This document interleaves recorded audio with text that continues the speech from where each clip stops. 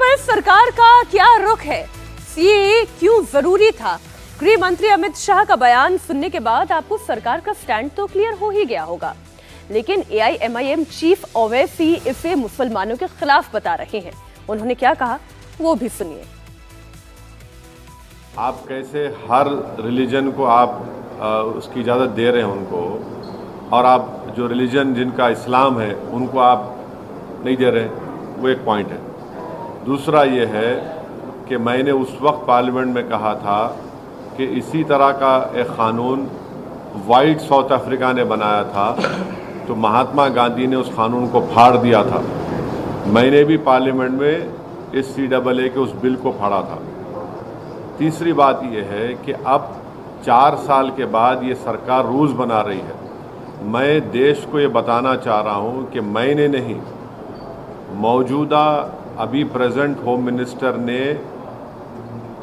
Parliament में कहा था मेरा नाम लेकर के ओवैसी जी एनपीआर भी आएगा, एनआरसी भी आएगा।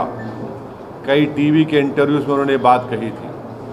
तो हम ये बताना चाह रहे हैं कि सीएए एक्ट को सिर्फ आप सीएए से मत देखिए, इसको आपको एनपीआर से और एनआरसी से जोड़कर देखना पड़ेगा। और जब वो होगा तो जाहिर है उसमें सबसे ज़्यादा निशाना बनेंगे मुसलमान, दलित, आदिवासी और गरीब लोग। तो जो अभी हुआ नहीं है उसका डर दिखाया जा रहा है, जबकि सीएए बड़ा ही क्लियर है कि ये नागरिकता देने का काम है, ये नागरिकता छीनने का काम नहीं है। और वैसे जैसे नेता सीएए को लेकर मुसलमानों के बीच भ्रम पैदा करने की कोशिश कर रहे हैं, जैसा 4 साल पहले किया गया था। आपको याद होगा मुसलमानों को खूब भड़काया गया था, खूब साजिशें रची गई थी ताकि देश भर में इसका बड़े पैमाने पर विरोध हो, और विरोध हुआ भी। शाहीन बाग आपको याद होगा। मुसलमानों को डराया जा रहा है इस बार भी, और इस कानून से उनकी नागरिकता छीनी जा सकती है ये समझाया जा रहा है, जबकि हकीकत ये है सीएए नागरिकता देने वाला कानून है। लेकिन मुस्लिम धर्म गुरुओं और नेताओं का गलत बयानबाजी की वजह से मुस्लिमों में इस कानून को लेकर डर है। सीएए को लेकर हैदराबाद के मुस्लिम क्या सोचते हैं आप भी सुनेंगे तो हैरान रह जाएंगे। कैसे देख रहे हैं आपको? सबसे पहले प्रतिक्रिया। मैडम, सीएए के बारे में क्या बताऊं आपको। देखिए, सीएए के बारे में फिर से वो मुद्दा छेड़ा गया है। इससे पहले भी छेड़ा गया था। असम में क्या हाल हुआ आपको भी मालूम है, हमको भी मालूम है। असम के अंदर सीएए के ऊपर, सिटीजन अमेंडमेंट एक्ट के ऊपर, वहाँ पे एक मिलिट्री ऑफिसर को ही जो है सिटीजनशिप नहीं मिली, जबकि इंडिया के अंदर मिलिट्री के अंदर जॉब करके रिटायर होने के ऑफिसर को उसको ही जो है सिटीजनशिप नहीं मिली।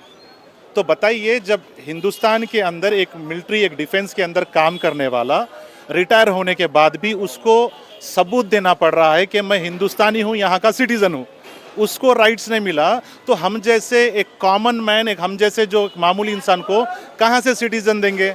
हम तो सिटीजन शुरू से यहीं के हैं और यहीं के रहेंगे, मरते दम तक हम यहीं के रहेंगे। जैसे अभी आधार कार्ड बनता है या फिर वोटर आईडी कार्ड बनता है, तो इन सारी चीज़ों के लिए जिस तरीके से प्रूफ चाहिए वैसे ही वही शायद हो। मैडम, हमारे पास, पूरी कौम मिल्लत के पास, सबके पास आईडी है, वोटर आईडी है, आधार है, पासपोर्ट्स है और पुराने लिंक डॉक्यूमेंट्स भी है। हमें डर इस बात का नहीं है, डर उस बात का है जो भाजपा गवर्नमेंट ने सिख, ईसाई, बौद्ध, जैन सारे लोगों को सिटीजनशिप देने का वादा किया, मुसलमान को छोड़कर। बताइए, ये टारगेट नहीं तो और क्या है? सिटीजनशिप जो आपने वादे की बात कर रहे हैं, वो हैं जो पड़ोसी मुल्क में मेजॉरिटी है और उनको वहाँ पर माइनॉरिटी के तौर पर देखा जाए। हाँ मैडम, तो फिर मुस्लिम को उसके अंदर क्यों नहीं है? कोई बांग्लादेशी हो सकता है, किसी नीदरलैंड का हो सकता है। क्या मुसलमान क्या सिर्फ हिंदुस्तान में है? मुसलमान हर देश में है। तो हर देश के मुसलमान को भी सिख, जैन, बौद्ध, हिंदू, ये सारे लोगों के बराबर मुसलमान को भी एक नज़र देखना चाहिए था।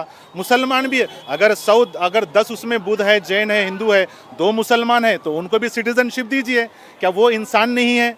क्या हमारी डेमोक्रेसी के हमें यही सिखाती है कि जो है मुस्लिम है तो उस किसी और नज़र से देखो, और दूसरे कोई मज़हब का है तो कोई और नज़र से? वैसे तो जैसे बाहर पाकिस्तान से हो या बाकी देश से जो आए हैं उनके लिए जो लागू है वो तो कानून है। But I don't see, because it is completely a biased. जी, ये कम्प्लीटली एक बायास्ड एक्ट है जो है एक पर्टिकुलर कम्युनिटी को टारगेट कर रहा है। और बीजेपी का जो पॉलिटिक्स है मेजॉरिटी कम्युनिटी के साथ में जो हिंदू राष्ट्र की बात जो हो रही है, ओके, उसको सपोर्टिव में इस एक्ट को लाया जा रहा है।